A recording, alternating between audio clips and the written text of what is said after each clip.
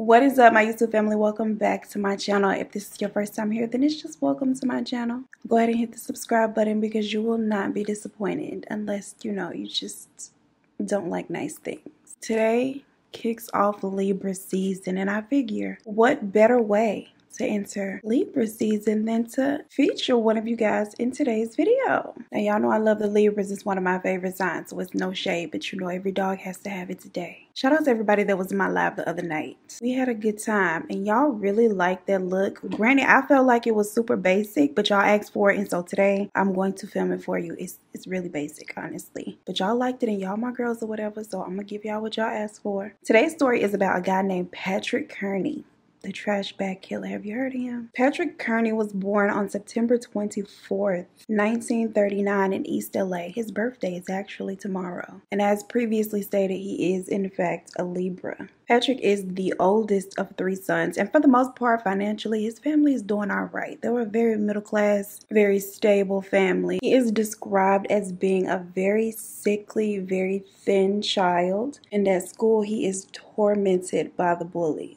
Now, this bullying has a very profound effect on his personality, his overall demeanor, and his self-worth. As a result of it, he becomes extremely timid, extremely shy, and withdrawn. Noticing that his son has become extremely withdrawn, doesn't have many friends at all, his father decides at around age 13 that he is going to try to spend more time with his son and try to bond with him. He is a pig farmer, and so he decides what better way than to take my son out and show him and teach him about slaughtering pigs. He teaches young Patrick how to slaughter them by shooting them behind the ear with a pistol. Now, what makes this particularly problematic is the fact that young Patrick, who has been the subject of bullying for years now, has also begun fantasizing about killing the bullies. Patrick instantly takes a liking to the task, and he was so eager to do it that he would come home and slaughter pigs who were not even on the list to be slaughtered, not even on the schedule. And when he would do this, he would also pretend that the pigs were actually the people who gave him such a hard time at school and in the neighborhood, and he would also remove their insides and rub them all over his skin. He reportedly just liked the feel of it. Now, he realizes that these things are pretty abnormal, but if being alone meant that he could do these things in peace, he was perfectly okay with it. He did not care about having friends if it meant that he could not do these things. After high school, Patrick joins the Air Force, and during his time in the military, he meets and befriends another veteran by the name of David Hill. Although David is married, he and Patrick begin this Brokeback Mountain-esque love affair. And at the end of their contracts, David actually delivers on his promise to leave his wife, and the two of them move to California together to officially start their lives together. Their relationship is far from perfect. They argue all of the time. Every day they are arguing. Now, oftentimes after these arguments, Patrick will hop in his little car and leave the house to cool off for a couple of hours, but little does David know, during this cooling off period, Patrick is actually cruising the local gay bars, picking up young men. The constant fighting, it ultimately leads David to break things off with Patrick and go back home to his wife. Now, when this happens, Patrick begins cruising the local bars for something a little more than casual sex. In 1962, he goes out and persuades a 19-year-old young man to take a ride on his motorcycle. The man hops on thinking it is about to just be a fun little ride around the block. But then Patrick takes him to a secluded area, pulls out a pistol, and shoots him behind the ear the same way he had killed pigs back in the day. After he does this, he has relations with the man's body and then just leaves him there. Patrick's next victim is actually his first victim's younger cousin, who had seen him pick up his first victim on his motorcycle. He figures that before any suspicions are raised about the first victim's whereabouts, or before he could be discovered, it would probably be in his best interest to go ahead and get rid of the witness. He also sees this as an opportunity to get out and satisfy his urge to kill again. His method was exactly the same. He lures the cousin to a secluded area and then repeats the same thing that he had done to the first guy. Later that same year, he picks up a teenage hitchhiker and does the exact same thing to him. Offers him a ride on the motorcycle, takes him to a secluded area instead, executes him, and then indulges in relations with his lifeless body. Now, Patrick was a rather small man. He was only about 5'5", very slim, but he prefers targets that are much bigger than him and who particularly reminded him of the kids who would torment him throughout his childhood. David decides to leave his wife again and return to Patrick. The two of them settle in a nice little home in Culver City, California. Things are going well for the two, and for the next 4 years, Patrick does not commit a single murder. Now, he is thinking about a child, but he is not acting on any of the things that are crossing his mind. It seems as if his relationship with David helped him resist the urge to actually go out and act on it. But in 1967, an opportunity presents itself that he just cannot refuse. The two of them plan a trip to go visit one of David's friends in Tijuana, Mexico. In the articles I read, the friend is referred to as George, but I don't think that's his real name, but we're gonna call him George because that's what everybody else calls him, okay?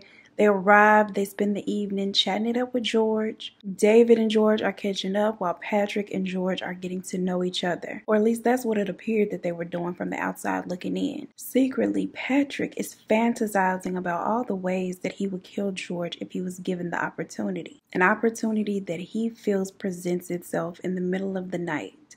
He sneaks into George's room and shoots him right between the eyes as he is sleeping peacefully in his bed. Afterward, he drags George into the bathroom. Y'all know he likes to get nasty with the bodies, and so that's what he does next. And then he begins removing his skin with an X-Acto knife. Not only that, he removes the bullet from the man's skull because he had used a gun that was registered to him, so he didn't want anything being able to be traced back to him. Once he finishes pretty much playing with this man, he digs a hole in the backyard and buries him there, allegedly without David knowing a thing.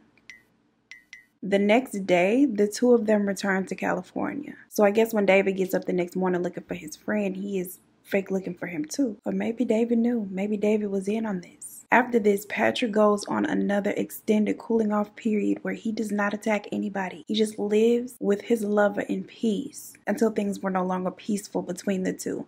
They began fighting again. All of the time they're arguing and disagreeing. And in 1971, David finally decides that he again is no longer happy in this relationship and breaks things off with Patrick. Just as before, him leaving Patrick sends Patrick on a murderous rampage. He returns to his original method of picking up targets, cruising the local gay bars, and picking up hitchhikers. His MO is always the same. Once the target is in the passenger side seat of his car, he will begin driving, and as soon as there were no other cars around, he would shoot them and leave them propped up in the passenger side of his car, take them out to a secluded area where he would then sexually assault them before dismembering them with a hacksaw. After all of this, he would divide the different parts and put them in trash bags, take the trash bags and just dump them out the car alongside the highway. Just one bag here, one bag there, randomly. The investigators are literally having to find these bags and piece the people together in order to identify them. Patrick is out here on a whole spree for 6 years doing this, until 1977 when David decides that he wants to give their relationship another chance. He returns to Patrick. Patrick welcomes him with open arms, and the two pick up pretty much where they had left off. Now, on March 13th of that same year, at around 5:30 p.m., a young man by the name of John LeMay, he tells his neighbor that he has plans of meeting up with this guy that he had met at the gym, a guy by the name of David Hill. The address that the young man has is that of Patrick Kearney. He arrives at Patrick's home looking for David, but David is not there. Patrick is there by himself. He invites the young man in and tells him he can sit with him and watch TV until David gets there. The two of them sit and begin watching TV, and as soon as he is comfortable and his guard is completely down, Patrick shoots him in the back of the head. After the fact, he indulges in his little one-way sexcapade, pulls out his X-Acto knife, and opens the man up. And once he is finished, he divides the man up into trash bags and takes them out to the desert where he leaves them. The bags are discovered 5 days later. Now, during the investigation, they of course find out from the neighbor that he had plans of meeting up with David, which ultimately leads them to Patrick Kearney's house. The investigators come out and they question both David and Patrick. Not only that, they collect hair samples because hair fibers not belonging to John were found on the trash bag that he had been disposed inside of. And so they wanted a little piece of hair so they can take it down to the lab and compare the DNA, which the two of them of course cooperate, give their little hair. But as soon as they leave, Patrick is like, you know what?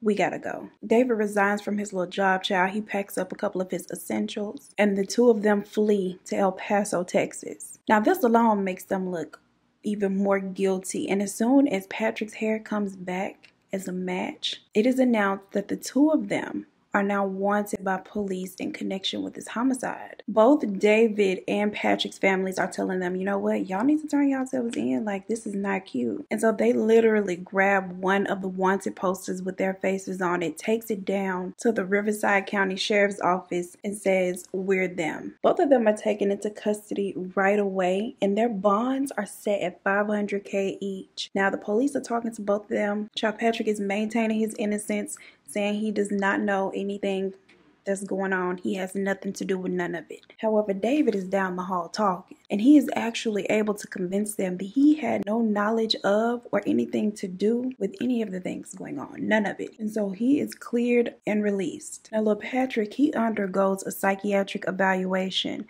and is given an IQ test, which is pretty typical, you know, when you catch a little serial killer. This is the kind of things you do to him. He reportedly scores a 180 on his IQ test. Now, to put it in perspective for you, 168 is the IQ, or was the IQ at the time, of one of the smartest people in the world. Einstein himself had an IQ of 160. So 180 is considered to be well above the genius mark. Now, this explains to them why he was able to successfully commit all of the crimes that he did and evade police for so long. He had actually taught himself how to cleanly and precisely dismember his victims, and admitted to doing so out of his sheer curiosity of the human body. Being captured by the police was never a concern or a fear of his, because he was always very confident in his ability to evade capture, which he actually had done. Had his last victim not told anybody where he was headed to that evening, he still would not have been caught, even with the hair being found on the bag, because his DNA was not in the database. He had no prior run-ins with the law, so they still would not have been able to trace it back to him. With the DNA evidence, Patrick decides that it is at this point in his best interest to cooperate with the authorities. He did not want to receive the death penalty, and so that was pretty much his only way to avoid doing so. He confesses to a total of 32 murders, all of which he claims David had no knowledge of and nothing to do with whatsoever, not even the one that had taken place in Tijuana, Mexico. And all but 2 had taken place during one of their breakups, which he claimed had triggered his instinct to kill. Because they lacked the physical evidence to connect him to the other 11, they could not charge him, despite the fact that he had confessed, which I thought was kind of wild. Like, in some cases, I understand for like those who are convicted and they want to try to strike a deal from behind bars, try to use an unsolved case as a bargaining chip. For the 21 that they are able to connect him to, he is given a life sentence for each. So 21 life sentences. And he is currently still incarcerated at the Mule Creek State Prison down in California. His crusty little birthday is tomorrow, and he will be 82 years old. Why they be living forever, child? What y'all think about this case? I honestly don't believe that David had nothing to do with anything. Now, could he have had a bunch of tequila down to Mexico, child, and slept through all of that? Maybe. Possibly. Could he have woken up the next morning and been like, where's George? And Patrick been like, girl, I don't know. Possibly. Yeah, but I don't think that's what happened at all. I don't know.